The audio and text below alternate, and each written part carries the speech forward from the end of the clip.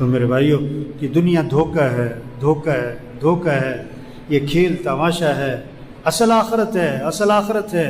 ہم دنیا میں دنیا بنانے نہیں آئے، ہم دنیا میں آخرت بنانے آئے۔ لوگ کہتے ہیں نا مستقبل سنوارو، لوگ کہتے ہیں مستقبل سنوارو۔ ابا بیٹے سے کہتا ہے بیٹا اپنے مستقبل کی فکر کرو، اپنے مستقبل کو روشن بناؤ، اپنے مستقبل کو سامنے رکھو۔ ٹھیک ہے، بالکل بات ٹھیک کرتے ہیں، یہ جملہ بالکل ٹھیک ہے، لیکن مفہوم غلط ہے، مفہوم غلط ہے۔ مستقبل آخرت ہے میرے بھائی، مستقبل موت سے شروع ہوتا ہے، موت پر ختم نہیں ہوتا ہے، مستقبل موت سے شروع ہوتا ہے۔ اصل آخرت جہاں ہمیشہ رہنا ہے، جہاں ہمیشہ رہنا ہے۔ ہاں یہ دنیا کی زندگی 20 25 30 سال 40 سال 50 سال 60 سال 70 سال 80 سال، آخر مر جانا ہے آخر، اور آخرت کبھی ختم نہیں ہونی، کبھی ختم نہیں ہونی۔ یہ 100 آدمی بیٹھے ہوئے، آپ ایک سوال کرو آپ کی کتنی عمر ہو گئی، تو 100 جواب آئیں گے۔ 10 سال 20 سال 25 سال 35 سال 45 سال 55 سال 75 سال 85 سال، جتنے آدمی اتنے جواب۔ آپ دوسرا سوال کرو آپ کی کتنی عمر باقی ہے، تو ایک جواب آئے گا کہ جی 1 منٹ کا پتہ نہیں، 1 منٹ کا پتہ نہیں۔ عقل مند کون ہے؟ پیسہ کما لینا، بڑے کاروبار بنا لینا؟ نہیں نہیں نہیں، عقل مند کون ہے؟ حضور اکرم صلی اللہ علیہ وسلم سے دریافت کیا گیا، من اکیس الناس، اللہ کے رسول سب سے بڑا عقل مند کون؟ ومن احزم الناس یا رسول اللہ، سب سے زیادہ عاقبت اندیش آدمی، عاقبت اندیش آدمی، سمجھدار آدمی کون ہے؟ آپ صلی اللہ علیہ وسلم نے 2 باتیں فرمائیں، جو یہ 2 کام کرے، جس کے اندر یہ 2 باتیں ہیں، یہ عقل مند ہے، چاہے ریڑھی والا ہو، چاہے مل مالک ہو، چاہے سائیکل پر ہو، چاہے گاڑی پر ہو، چاہے 2 مرلے کے مکان میں، چاہے 10 کنال کے بنگلے میں، یہ 2 کام جس کے اندر ہیں، یہ 2 علامتیں جس کے اندر موجود ہیں، یہ عقل مند ہے۔ اور جس کے اندر یہ 2 چیزیں نہیں ہیں، یہ بے وقوف ہے، مانے یا نہ مانے۔ کیا؟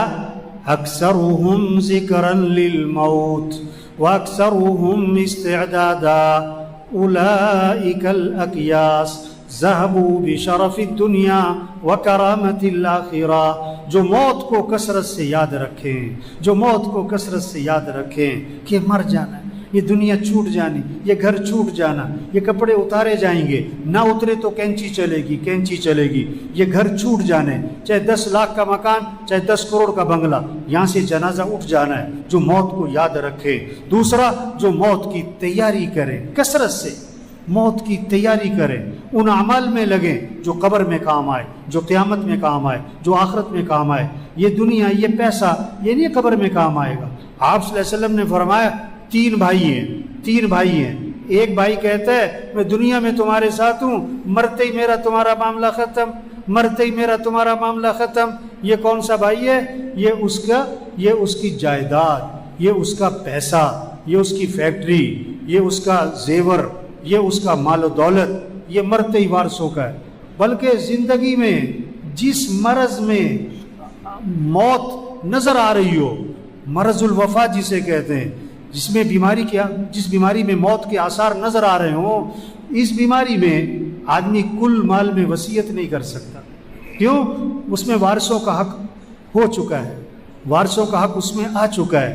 اب آپ اپنی زندگی میں اس مال میں وصیت بھی نہیں کر سکتے کل مال، تو مال مرتے ہی وارثوں کا ہے۔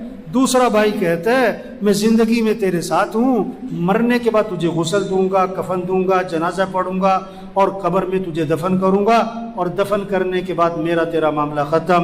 یہ اس کے دوست، رشتہ دار، باپ، بیٹا، اس کا بھائی، اس کا خاوند، یہ زندگی تک، جنازے تک، دفنانے تک، اس کے بعد سگی ماں کو دفنا کے واپس آ جاتے ہیں، سگے باپ کو دفنا کے واپس آ جاتے ہیں، جوان بیٹی کو گھر میں اکیلا نہیں چھوڑتے، اور مرتے ہی قبرستان میں اکیلا چھوڑاتے۔ تیسرا بھائی کہتا ہے کہ میں قبر میں بھی ساتھ ہوں، میں قیامت میں بھی ساتھ ہوں، میں ہمیشہ تیرے ساتھ رہوں گا، میرا تیرا ساتھ کبھی جدا نہیں ہوگا۔ یہ کون سا بھائی ہے؟ یہ اس کے اعمال ہیں، اچھے ہیں یا برے ہیں؟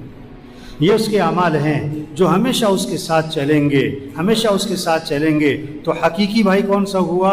کام آنے والا، نفع دینے والا، ساتھ دینے والا بھائی کون سا ہوا؟